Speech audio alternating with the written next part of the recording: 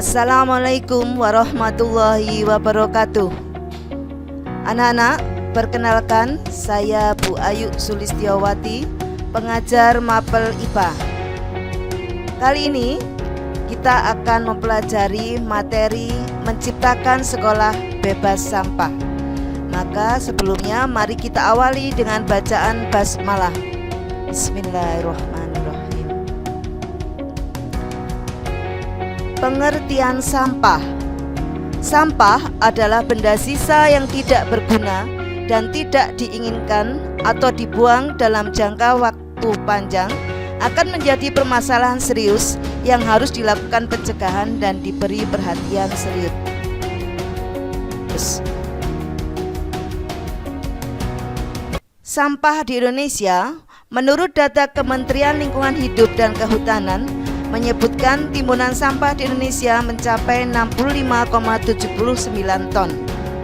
Total timbunan tersebut sangat besar jumlahnya. Oleh karena itu, Indonesia bertekad untuk mereduksi sampah plastik di laut sebesar 75% pada tahun 2025.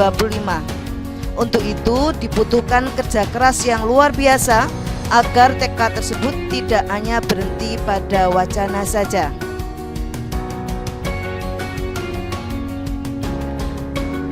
Coba diperhatikan, ini adalah gambaran tumpukan sampah yang begitu tinggi dan sampah-sampah yang dibiarkan berserakan di lingkungan kita.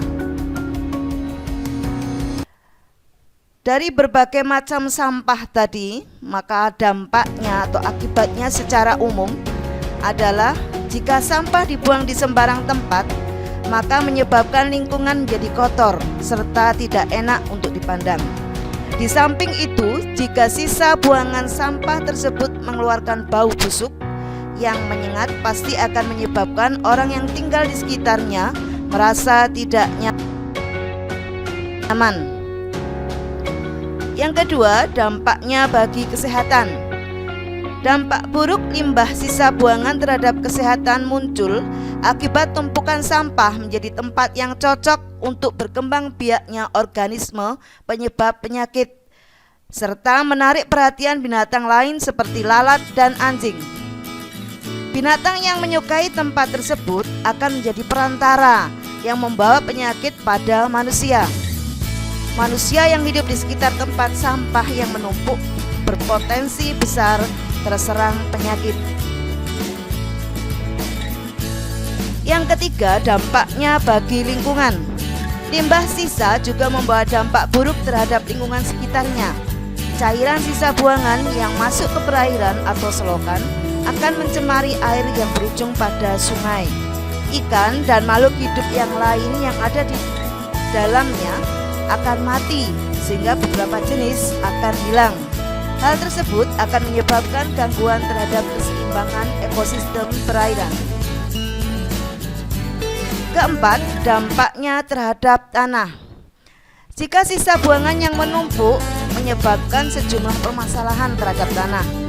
Misalnya, derajat keasaman tanah atau pH akan berubah akibat hujan asam yang terjadi akibat aktivitas industri, misalnya dari pencemaran udara.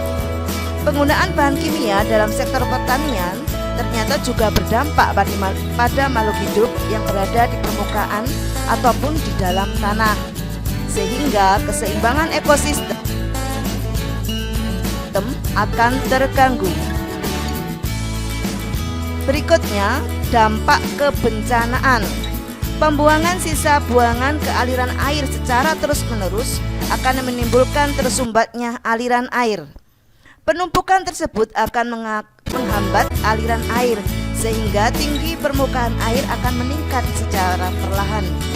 Jika saluran air tidak dapat lagi menampung air, maka air akan keluar dan menyebabkan banjir.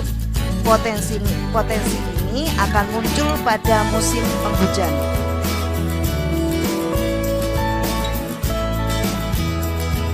Nah, ini berdasarkan pengamatan sumber sampah di sekolah itu ada 4. Pertama, bekas bungkus makanan baik dari kantin sekolah maupun dari luar sekolah. 2. Bekas kertas habis dipakai. 3. Bekas botol atau gelas minuman. Terakhir, dari daun-daun pohon yang jatuh.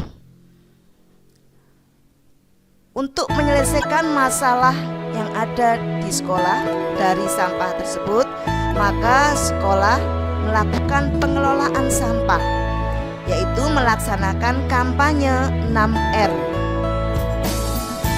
R yang pertama adalah redesign, yaitu desain ulang.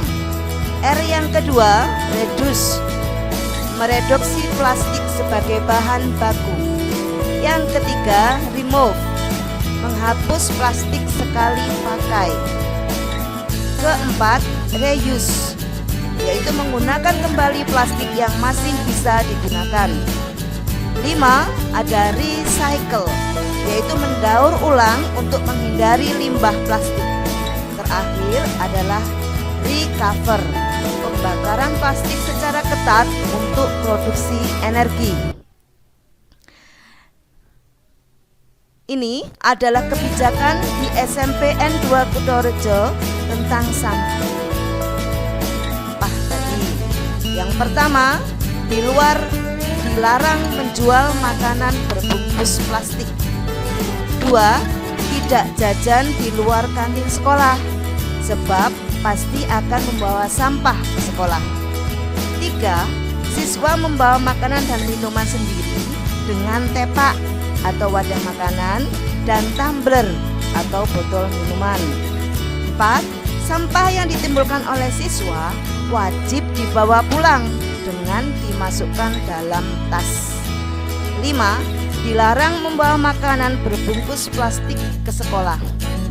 Nomor 5 ini berkaitan dengan nomor 3. Nomor 6, gerakan nol sampah di sekolah. Demikian materi kita kali ini. Semoga kalian semua bisa memahami dan melaksanakan dalam kehidupan sehari-hari. Berupaya berperan untuk